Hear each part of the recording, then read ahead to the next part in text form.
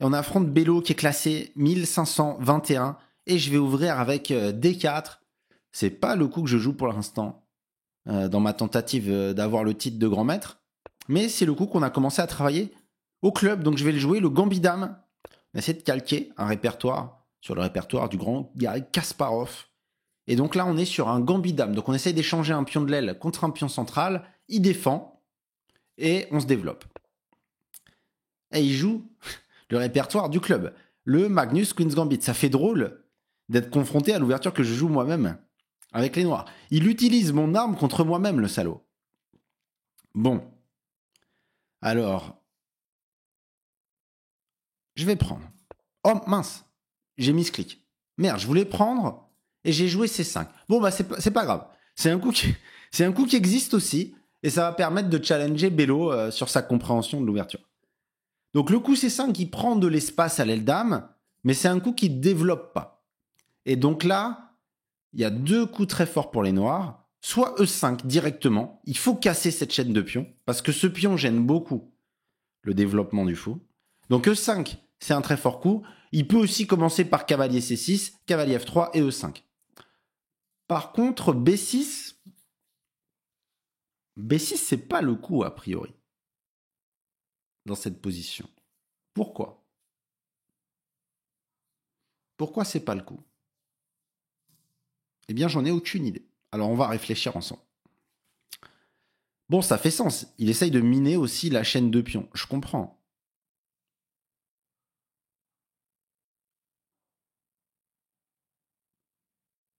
Bon, bah écoutez, je sais pas trop. À part prendre, si je fais B4, il va essayer de me miner comme ça avec A5.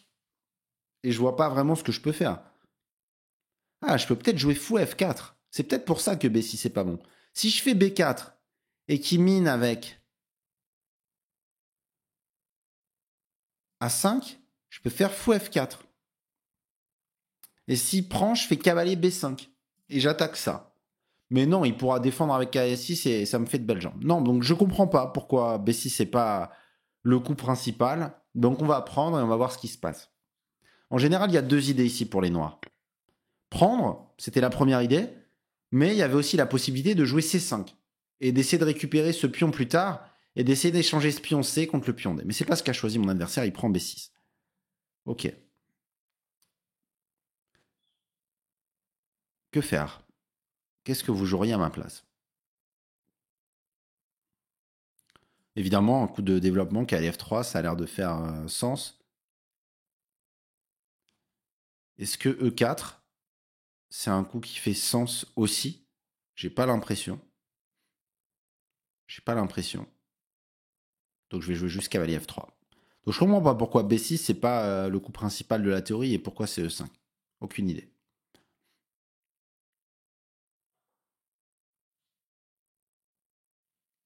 En tout cas maintenant, je suis en fin de théorie et du coup on va juste réfléchir avec de la logique pour essayer de trouver les meilleurs coups. Donc j'ai déjà deux pièces de développer. On a une structure symétrique. Que va faire mon adversaire ? Bello, je connais son défaut. Parce que je connais les membres de mon club. Bello, c'est un mec qui joue bien, très très bien pour son niveau. Il est 1521, mais il est capable de jouer très très fort. Mais normalement, il a un peu du mal à gérer son temps. Il se retrouve souvent en side note et il se fait arnaquer à la fin. Donc on va voir. En tout cas, là, il a joué beaucoup de coups de pion. Je vais essayer, moi, les amis, d'ouvrir la position. E4. J'ai avance de développement, j'essaye d'ouvrir les lignes. C'est logique. J'aurais pu jouer aussi fou F4, puis E3, puis fou D3, puis petit roc et jouer tranquillement position milieu de jeu symétrique. Mais j'essaye de profiter du fait qu'il a joué H6. C'est logique. Voyons ce qu'il fait. À sa place, je calculerai prise, cavalier prend et fou échec pour voir ce que ça donne. Et je calculerai prise, cavalier prend et fou B7. Coup forcé, attaque le cavalier pour voir ce que ça donne. Probablement, il doit prendre par élimination. Parce qu'en fait, s'il prend pas, je vais pouvoir prendre beaucoup d'espace avec E5. Et je vais avoir un meilleur centre que lui. Donc c'est très bien, il prend. Par élimination, il est obligé de prendre. Je prends. Là, il a 2 coups. Fou B7 ou fou échec. Qu'est-ce qu'il va décider? J'ai l'impression que les noirs ont une position très correcte. Autrement dit, j'ai l'impression que j'ai un peu foiré mon ouverture. Les membres de mon club en ligne, on ne s'est pas encore préparé contre le Magnus Gambit, il faudra qu'on trouve. Donc il fait cavalier F6. Donc là, en général, dans l'ouverture, on ne veut pas développer l'adversaire. Donc j'ai pas nécessairement envie de prendre et lui développer sa dame. Je vais essayer plutôt de faire en sorte que ça soit lui qui me prenne et moi qui reprenne. Et il développe mon fou. Ça, c'est le 4e principe de l'ouverture. Enfin, c'est moi qui a appelé ça comme ça. Ça s'appelle pas comme ça en vrai dans les livres. Mais le 4e principe de l'ouverture, donc 1, contrôler le centre. 2, développer rapidement ses pièces mineures. 3, faire le roc, mettre son roi à l'abri. 4, faire en sorte que les échanges vous soient favorables dans l'ouverture. Que les échanges développent vos pièces et pas l'inverse. Est-ce que Bello va tomber dans le piège ou est-ce qu'il va renforcer la pression? Très bien joué, il renforce la pression. Alors renforçons. Je vais jouer dame 2. Je défends mon cavalier. J'espère toujours qu'il prenne, et je développe ma dame. Et je centralise ma dame avec gain de temps. Voyons ce qu'il fait. Je m'attends soit à fou échec de sa part, soit à cavalier D7. Mais là, j'ai l'impression que Bello, il est en train de tomber un peu dans son travers, de prendre trop de temps.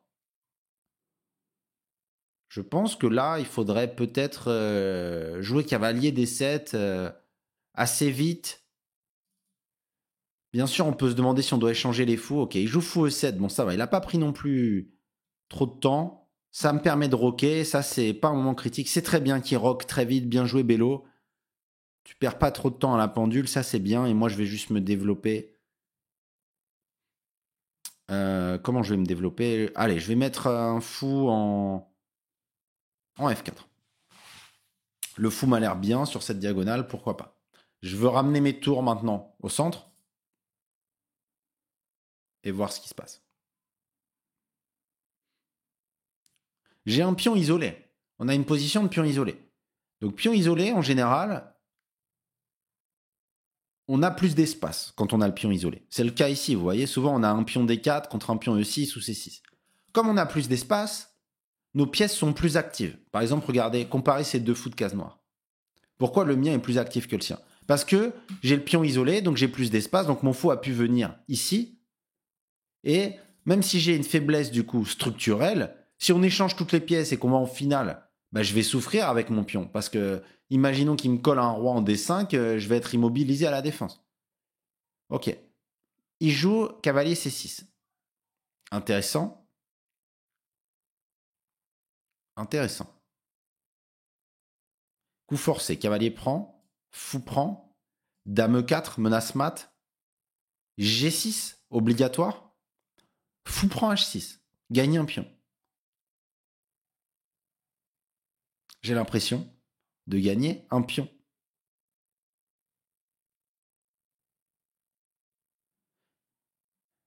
À quel point il pourra se venger? Il pourra faire cavalier prend. Non, parce que je ferai dame prend ici. Intéressant. Donc là, il y a une ligne forcée à calculer. J'ai l'impression qu'elle me fait gagner un pion. Cavalier prend à nouveau, fou prend. Dame E4, menace mat. G6. Et fou prend H6. Attaque la tour. Est-ce qu'il a une découverte intéressante ici? Tour E8, a priori.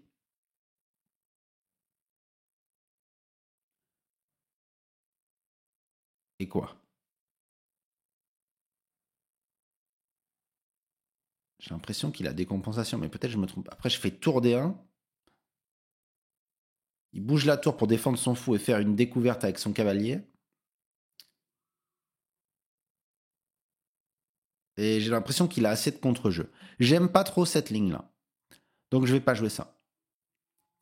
Qu'est-ce que je vais faire du coup? Il menace de prendre ici. Donc je vais défendre. Tour D1. S'il prend, j'espère que vous avez vu, le piège que je tends à mon adversaire. Qu'est-ce qui se passe si mon adversaire joue cavalier prend D4? Est-ce qu'il gagne un pion? Bello va se méfier. La réponse, c'est non. S'il prend des 4, je prendrai. Il reprend. Je fais cavalier échec. Ah, et je me suis trompé. Parce que en fait, je pensais qu'il allait faire fou prend et que j'allais pouvoir faire fou échec et gagner la dame. Mais en fait, s'il fait cavalier prend, dame prend, cavalier prend échec, il a dame prend. Et il sort du vis-à-vis. En fait, je perds un pion, j'ai fait une erreur de calcul. Et là, les membres de mon club, vous ne devez pas me respecter. Quand vous jouez contre moi, il n'y a plus de coach ou quoi, il faut se concentrer que sur les pièces, il ne faut pas me faire confiance. Cavalier prend des 4 a l'air de gagner un pion. Mais Bello n'y va pas. Bello n'y va pas. Alors ce qu'il fait, c'est pas idiot, il se dirige vers la case de blocage du pion. Mais a priori, il pouvait gagner un pion, donc dommage. Que faire? Que faire pour ma part? Écoutez, je pourrais faire cavalier prend fou ici, mais ça échange beaucoup de pièces. Quand on a un pion isolé, on veut garder normalement le plus de pièces mineures. Maintenant, il peut peut-être quand même prendre, fou prend, dame prend, et me planter un cavalier en D5, et les noirs sont très bien. Bello qui joue bien, mais Bello, malheureusement, qui passe sous la minute.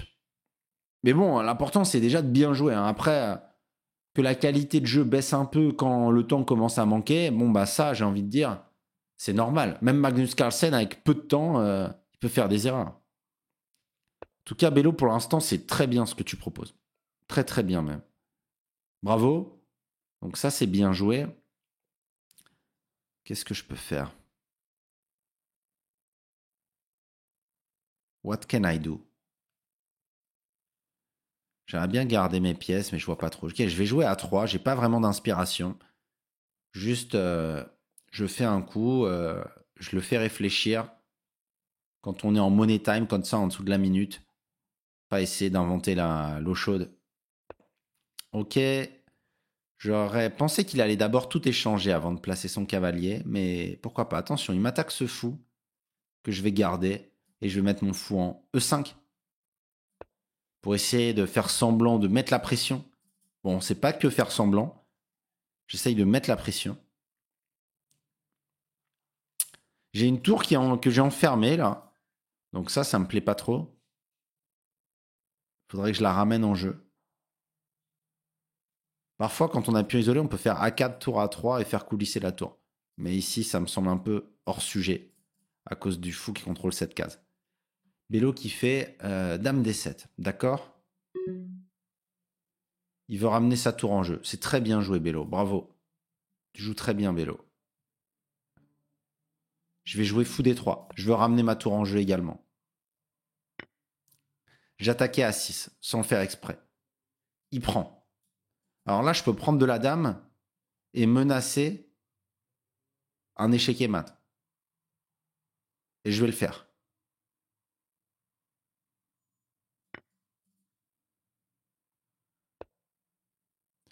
Il défend. Bien joué. Mais je vais rester dans les parages. Alors, il attaque ma dame, hein, donc il faut que je sauve ma dame. Je vais jouer peut-être dame 2. J'essaye de rester central. J'attaque à 6. Il prend. Je prends. Et il me donne la tour, malheureusement. C'est un craquage avec peu de temps à la pendule. Mais ça, t'as pas à t'en vouloir, Bello. C'est très impressionnant, ce que tu as montré. Très, très impressionnant. Bravo à toi. Je vais collecter le pion là-bas. Et je vais essayer de ne pas me faire arnaquer. C'est le plan. Bien joué. Mais, hop. Donc Bello qui va être un peu déçu parce qu'il a très bien joué. Et souvent, c'est ça. Mais après, 6 plus 3, c'est une cadence rapide. Et évidemment, quand il y a peu de temps, l'expérience fait la différence, voir les signaux faibles. Donc Bello, ne perds pas espoir, tu joues très très bien. Je sais pas dans quel club tu t'es inscrit, mais waouh, j'ai l'impression d'avoir été presque dominé stratégiquement. Je dis pas ça pour te faire plaisir. J'ai l'impression d'avoir été dominé stratégiquement. Donc grosse partie de Bello. Et après, ok, on est en 6 plus 3, c'est une cadence hyper rapide. Même Magnus Carlsen, il se trompe dans ses cadences. Donc Alors E4, c'est un mauvais coup. Hein. Je vous l'avais dit, dans cette structure, normalement, on peut pas trop faire ça. J'ai voulu tenter, mais c'était tenter le diable, pour le coup. Il fallait plutôt se développer tranquillement. Donc, il faudra qu'on prépare, les membres du club, quelque chose contre le Magnus Queen's Gambit. Fou D3. Donc là, les noirs sont mieux parce que j'ai un pion isolé et les noirs sont bien développés. Et là, visiblement, il fallait aller pour la ligne qu'on a calculée, mais que je n'ai pas osé jouer. Là, j'ai pensé que... Je pensais que quoi, là? Pourquoi on n'a pas joué ça? Tour ici? Ah, mais ça, c'était pas mal, en fait. Je sais pas. J'ai mal calculé. Ça, c'était pas si mal. Ok, j'ai joué tour là. Bien joué. Eh, tu vois, Bello, juste stratégiquement, il y avait un truc pas mal, là. Je l'ai mentionné dans les commentaires. C'était d'échanger tout. Parce que quand tu joues contre pion isolé, t'aimes bien tout liquider. Et tu places ton cavalier ici. Et il te reste 2 super pièces. Et ça s'est simplifié. Et il y aura moins d'attaques que dans la partie. Là, par contre, t'as fait une petite erreur. T'as pas échangé les pièces quand on a eu l'occasion. Quand tu joues contre pion isolé, t'es ravi d'échanger des pièces. Ça enlève le dynamisme. Tu m'as laissé un peu trop de pièces. Bon. Bon, en fait, non, mais c'était une partie tu t'as bien maîtrisé. Malheureusement, tour C7, blunder avec peu de temps. Bon. Peut-être analyser Bello dans cette position. Où est-ce que tu aurais pu jouer un peu plus vite? Tu vois, typiquement, je peux te dire un truc, Bello. Regarde, ça c'est très important, le conseil que je vais te donner. Après E4, t'as 4 minutes 47 et tu vas passer presque 50 secondes sur ça. Mais en fait, tu vois, prise en E4, c'est un coup qui est obligatoire, Bello. Par élimination, parce que tu peux pas me laisser. Si tu fais n'importe quel autre coup, je te pousse 5 et j'ai un centre incroyable que tu pourras jamais challenger puisque tu n'as plus de pion C. Donc en fait, normalement, ce coup-là, tu dois pouvoir le jouer quasi tempo. Mais t'inquiète pas, plus tu vas renforcer ta compréhension du jeu, plus ça va sortir, ce genre de coup. Mais là, c'était obligatoire de prendre. Donc tu m'as donné 1 minute, finalement, tu comprends?